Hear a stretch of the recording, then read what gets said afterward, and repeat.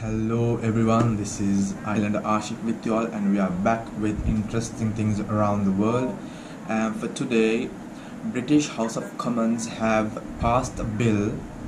The bill's name would be UK Internal Marketing Bill, which could arise a lot of international laws that could be broken.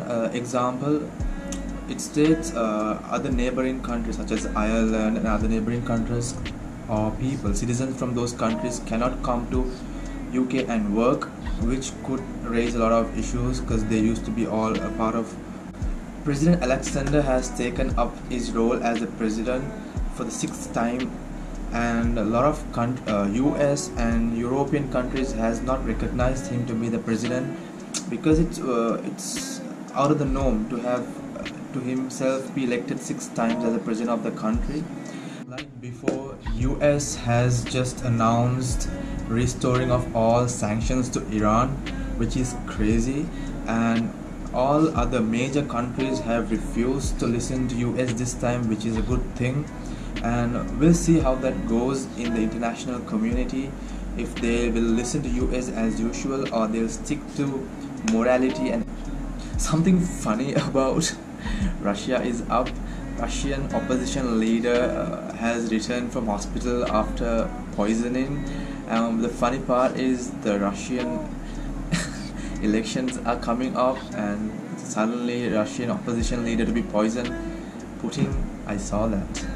Surprisingly, COVID has reached its maximum cases last week, which is 2 million cases, and I thought COVID was gone or reducing from the world, and to see it's just getting higher and higher. Hopefully and everybody wants to kill Donald Trump. I do not know why. So an envelope filled with poison ribbon has been sent to President's White House in order to kill him, but thank God other pre-procedures have caught the envelope and the suspects have been arrested, and investigations are further. For Afghanistan and India are getting together and fighting against Taliban, and there was an airstrike yesterday, and it was targeted to kill Taliban people, and it killed 30 Taliban people, but unfortunately there were 24 civilian injured, as dozens of coffins decorated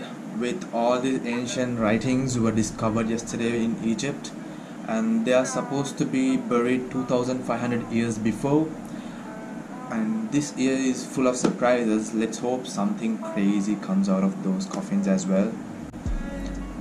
There was an anonymous call yesterday for the police stating there was a bomb in Eiffel Tower, and the police evacuated the whole place and searched, but there was nothing was found on the place.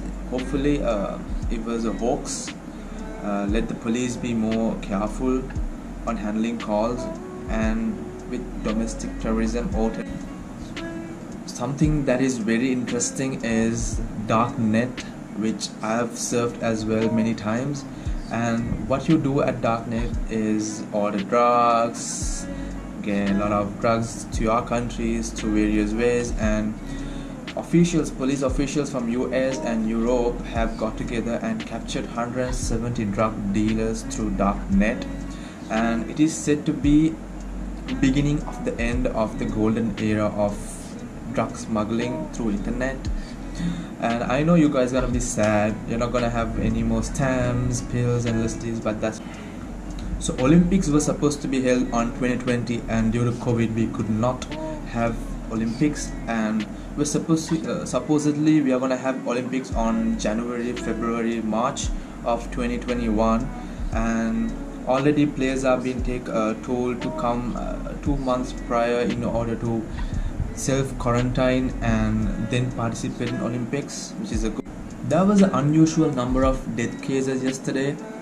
So there were 380 whales that died were stranded in the Australian seashore, and there were 100 odd more whales in the Tanzanian country seashore.